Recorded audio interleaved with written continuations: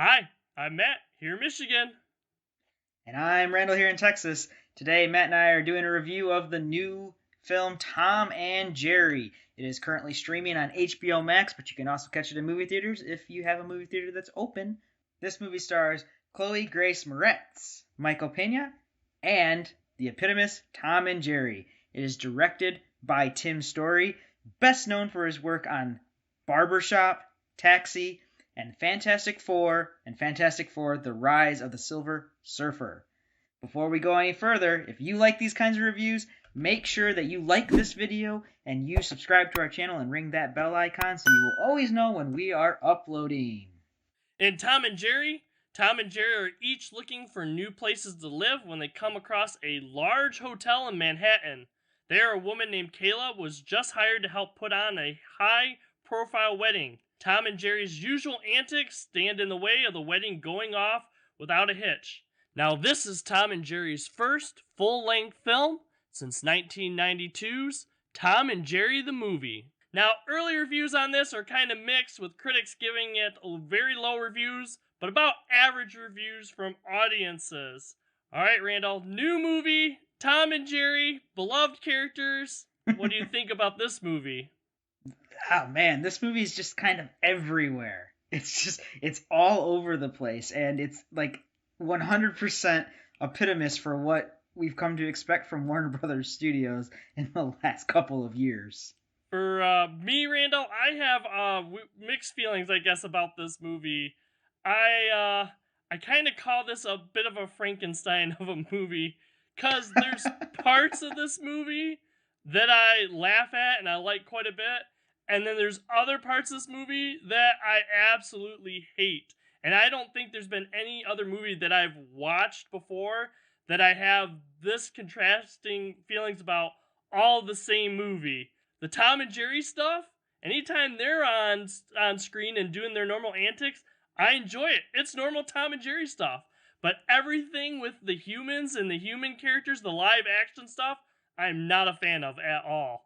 That's fair criticism. I do think that there is a little bit of how believable this movie is, and there is a believability issue. But I have a soft spot in me. I really do for this like style of movie. You know, the Space Jam type, the Detective Pikachu, where people have to live with, basically cartoon characters, and that's just normal. That's just everyday life. It is, Who Framed Roger Rabbit, but done kind of slapstick instead of serious. So maybe that's why you don't like the people side of things as much. Well, for me, a lot of it, you were talking about some of these other movies like, Detective Pikachu, even like the Sonic movie or Who Framed Roger Rabbit. These ones, they kind of feel like both the animated characters and the live action characters kind of live together in the same world. For me, I don't get that same feeling with this Tom and Jerry movie. Like a lot of times when we're seeing people, the animated characters are kind of like window dressing. They're just kind of like there, as something to show and not really like a lived in character too much. To me, it's like too much. We're going like back and forth. Like we have good parts with like the animated characters doing their stuff, and then we have storyline stuff with the human characters. I just don't think the two parts go together well in this movie, and I think that's my biggest problem with this film. For the title characters being Tom and Jerry, they're not the main characters, and they're not even that much a part of the plot.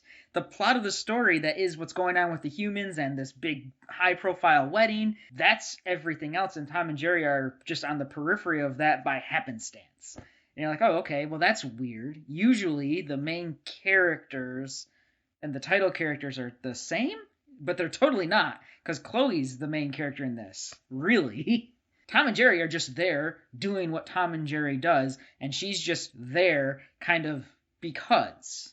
Another thing too, I wasn't really a big fan of the story either. I'm not saying that the story's bad; it's fine. It just for me, it was just too predictable. I knew what was going to happen next. I knew what all the story beats were going to be near the beginning of this movie. I've seen quite a few of these, type of movies. I think before that go along on kind of like the same story beats that we have on there. Like this is like off, but some a little bit of parallel I found a little bit kind of like, Mousetrap a little bit, like how like the humans want something to do with the place they're in, and then the animated or whatever creatures want something else, or they want to live there, kind of thing, and Are that's you in confliction with wait? each Are other. you sure you're talking about mouse? You're talking about Mousehunt.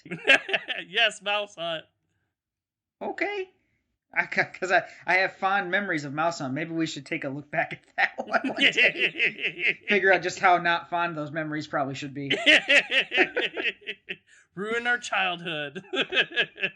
So one of the things that I would like to give praise to, and you kind of alluded to it, it's not just everything that goes on with Tom and Jerry, it's really everything that goes on with the cartoon characters.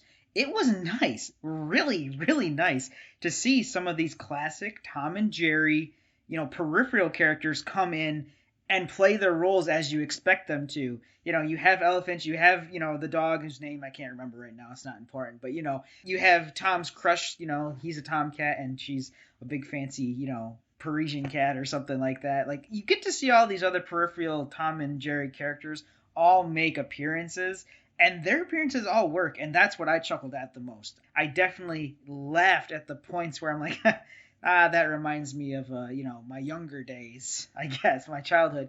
But ostensibly, it's weird you're saying that these movie beats are so predictable. Well, it's a kids movie, but at the same time, you're like, this isn't this isn't our childhood, or our parents' childhood, and these characters doing what they're doing don't necessarily translate as well to today's kids. I've looked up a little bit of this movie. This movie kind of has been in the works for a while. I mean, they wanted to do a live action Tom and Jerry movie, a while ago, and then, that kind of got scrapped and they decided to do an animated movie, just animated Tom and Jerry. And then once they got that going, they're like, you know what, we could still do live action.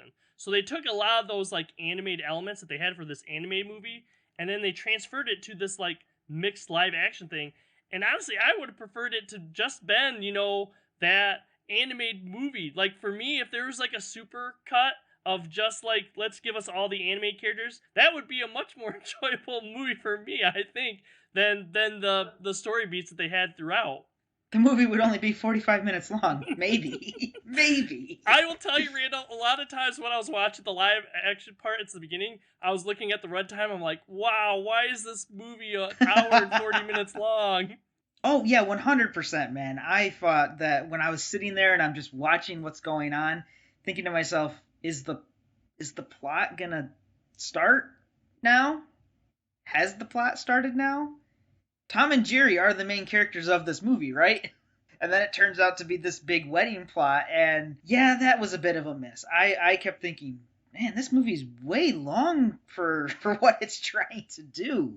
Without giving away anything that most people don't already know, is that Warner Brothers just does not care about the history of these Hanna-Barbera characters that they acquired, They just say, all right, make a movie, make money, and move along.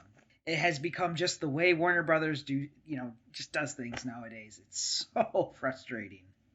And now I've been saying I don't like the live action stuff, but I guess I will touch on a little bit on it. I think the actor stuff do an okay job of the roles. They played their roles fine. The characters they're supposed to do are fine. But really, I tell you, the support characters for me are actually, I found them more enjoyable than our main characters in this one. My favorite one is Joy the Bell Girl. She's my favorite character of the live action characters, I think, in this one. We also have, Ken Jeong in this movie too. I think he's only in for a couple scenes, and I think he's just kind of put in this movie just to put in. But one of my favorite scenes is kind of against what I was saying earlier about live action characters and anime characters. There's one scene where he interacts with the anime characters that's probably the best use of that, and it involves a large cake, and that's all I'm gonna say about that.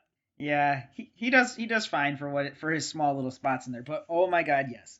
Joy the Bell Girl is absolutely the standout secondary character in this.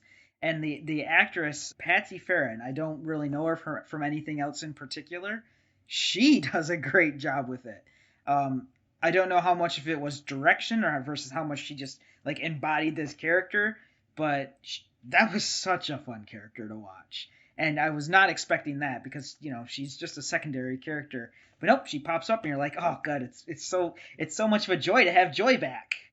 Well, that's a part of the thing too. I guess is what I don't like about the live action. A lot of the live action characters is joy play on words. Wasn't really laughing at any of the jokes that involve like the human characters and stuff. I'm not real big fan of movies where the human characters are just overly dumb. I just think this is another one of those movies where the humans are just too dumb for me. Like seriously, who thought like a good thing for a wedding would to be riding in on like gerbils or hamsters? Why was that a joke put in this movie? And without giving anything away, there is an after credit scene to this movie, but I didn't really care for the joke that after credit scene is, and I was just kind of left with a taste in my mouth. That's kind of like, why? Why was that even included? I guess I didn't even get that far. Randall, you're not missing much. I didn't even get that far. Yeah, well, I'll tell you what. All in all, this movie just, for me, it misses the mark as a movie. If you are very nostalgic for some Tom and Jerry shenanigans, then that's kind of fun to watch. They get that kind of mostly right. But it's pretty obvious that it's just not quite what you expect or remember. I totally agree. I stick with this, half-half movie kind of thing. Really enjoyed part of it, but really didn't enjoy a lot of it, so I really can't recommend this movie.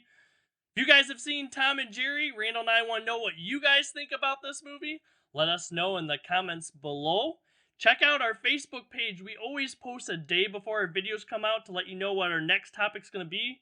We post new videos every Monday and Thursday.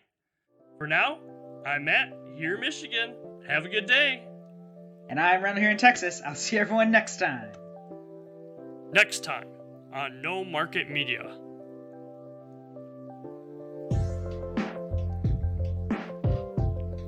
Please consider checking out some of our other videos.